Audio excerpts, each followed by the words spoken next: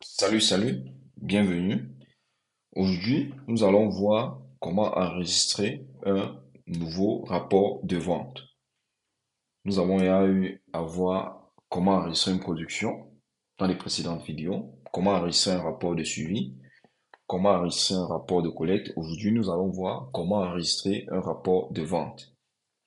Et pour pouvoir enregistrer un rapport de vente, nous allons aussi être obligés de voir comment enregistrer un grossiste dans notre application Ferravit T3F. Sans plus tarder, nous faisons la même chose que nous avons eu à faire dans des vidéos précédentes, c'est-à-dire aller dans le menu, cliquer sur production, la liste de production s'affiche, alors nous choisissons une production, nous avons le menu de la production, cette fois-ci ce qui nous intéresse, ce sont les ventes, donc nous cliquons sur vente, ici, comme dans les vidéos précédentes, nous avons la liste des ventes du mois en cours. Nous allons aller sur le bouton en bas, nous cliquons sur le plus.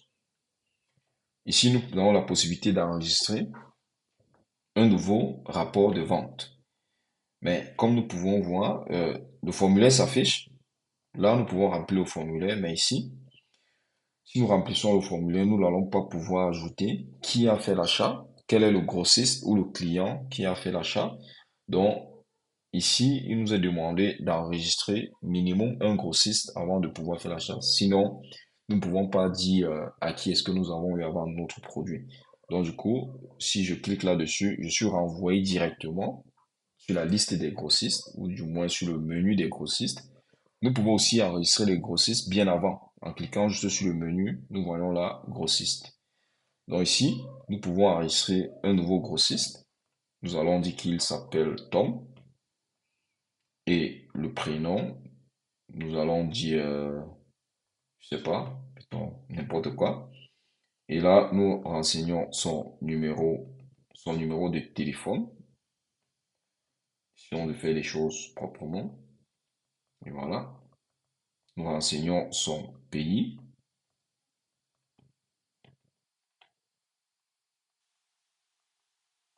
ensuite la ville, et nous cliquons sur enregistrer. Là, nous venons de créer un nouveau grossiste. Nous pouvons enregistrer plusieurs grossistes de la même façon. Et ici, à chaque fois, nous allons avoir les informations sur chaque grossiste. Quel est le montant que le grossiste nous doit? Quel est le montant que le grossiste, quel est le chiffre d'affaires que le grossiste a déjà eu à faire avec nous? Quel est le nombre d'œufs que le grossiste a déjà pris chez nous? En fait, ici, nous avons plusieurs informations concernant nos différents grossistes. Et là, nous pouvons modifier, nous pouvons voir les détails pour voir qu'est-ce qu'il a déjà eu acheté chez nous, quels sont les calibres qu'il a déjà eu acheté, quel calibre est-ce qu'il achète le plus, etc. Ou nous pouvons modifier les informations du grossiste, ou alors nous pouvons supprimer simplement un grossiste. Donc, nous allons revenir à notre tâche du jour, qui est d'enregistrer un rapport de vente, puisque nous avons déjà un grossiste. Donc, je propose d'enregistrer un nouveau grossiste pour que nous ayons deux personnes, pour voir un peu comment cela fonctionne.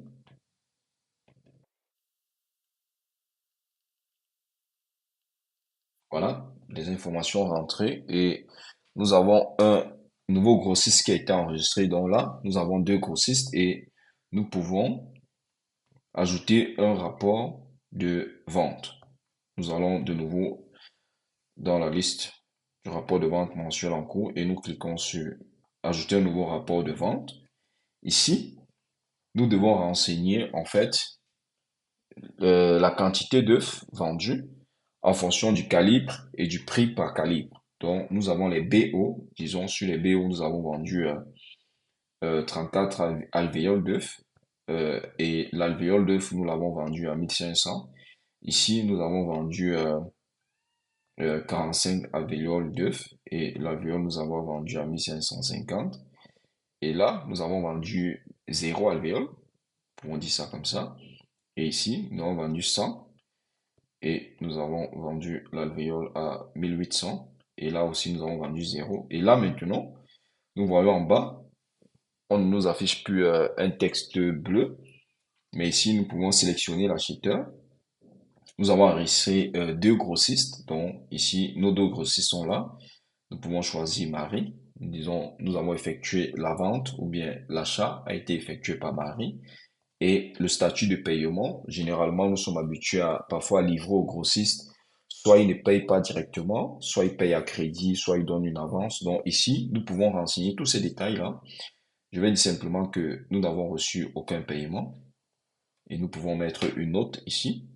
Et alors, nous pouvons simplement cliquer sur enregistrer. La vente est enregistrée. Donc là, nous avons une nouvelle vente qui a été enregistrée pour ce mois et nous pouvons voir les détails qui s'affichent. En cliquant sur le symbole de l'argent, ici, sur l'icône de l'argent, nous voyons, nous avons plus d'informations, c'est en rouge. Et là, quand nous cliquons dessus, nous voyons aucun paiement reçu. Donc, cela nous renseigne directement que cette vente a été faite à crédit. Et si nous déroulons ici, nous pouvons voir les détails en rapport avec la vente. Et nous voyons aussi qui a acheté, quel calibre a été vendu, quelle est la quantité d'alvéoles qui ont été vendues sur ce calibre et quel a été le prix de vente et quel est le grossiste qui a eu à faire l'achat. Nous pouvons aussi modifier ces informations si nous le souhaitons ou alors nous pouvons supprimer simplement, ce que je ne vais pas faire dans cette vidéo.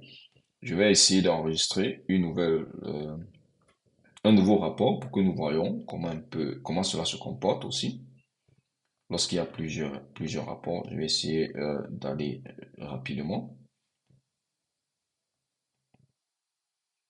Donc, je sélectionne un autre vendeur et je dis par exemple que le paiement a été reçu en totalité. Donc, il n'a pas fait de crédit et la vente s'est effectuée le 8.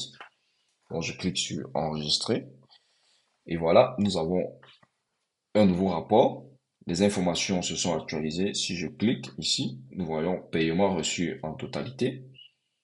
Là, l'icône n'est plus en rouge, mais en blanc. Et si je déroule, j'ai des informations qui sont claires et nettes. Et j'ai aussi quel est le grossiste qui a effectué l'achat. Donc, pour plus d'informations ici, nous pouvons télécharger, donc la possibilité de télécharger ce rapport par un fichier Excel. Et nous pouvons aussi voir les différentes statistiques, comment se comporte la vente de manière graphique, mais nous allons revenir dans une autre vidéo.